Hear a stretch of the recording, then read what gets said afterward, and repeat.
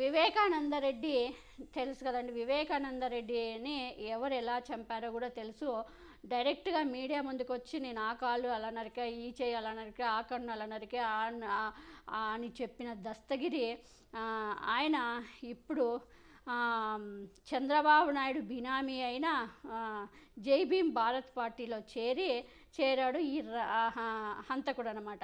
ఈయన ఈ జై భీమ్ ఈయన ఇతన్ని పార్టీ ఎవరు పెట్టించారో కూడా మనకి తెలుసు. దళితుల్ని చీల్చి ఎలాగైనా జగన్మోహన్ రెడ్డి గారు ఓట్లు చీల్చాలని ఈ పన్నాగం చంద్రబాబు నాయుడు పన్నాగము చంద్రబాబు నాయుడు పెట్టించిన బినామీ పార్టీనే జనసేన పార్టీ, ఇప్పుడు జై భీమ్ భారత పార్టీ అనమాట. ఇప్పుడు ఈయన దస్తగిరి హంతకుడు వివేక్ చెప్పిన హంతకుడు జై భీమ్ పార్టీలో జాయిన్ అయిపోయాడు.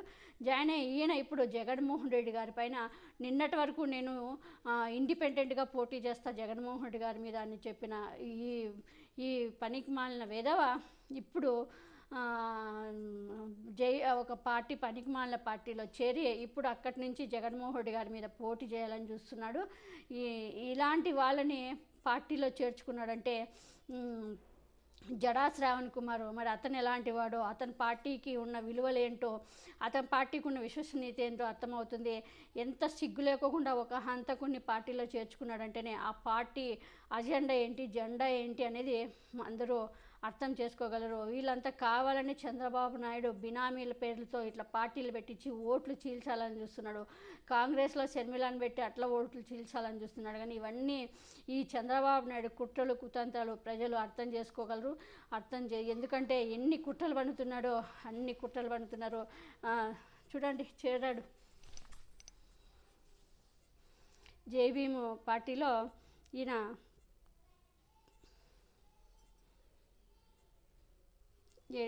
దస్తగిరి గాడు జై భీమ్ పార్టీలో చేరాడు.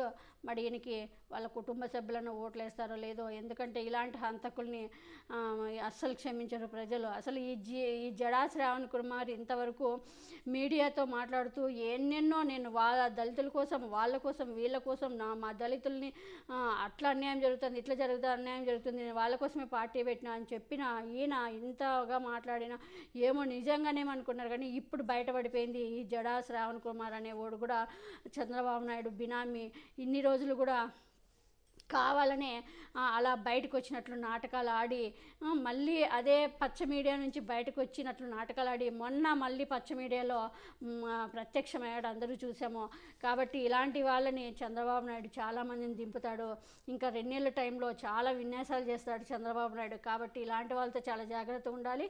మరి ఈయన పార్టీ ఏంటో ఇప్పుడు అర్థమైపోతుంది. ఇలాంటి హంతకులు చేర్చుకున్నాడంటేనే ఇలాంటి వాళ్ళకి తగిన బుద్ధి చెప్పాలి పులివెందుల ప్రజలు.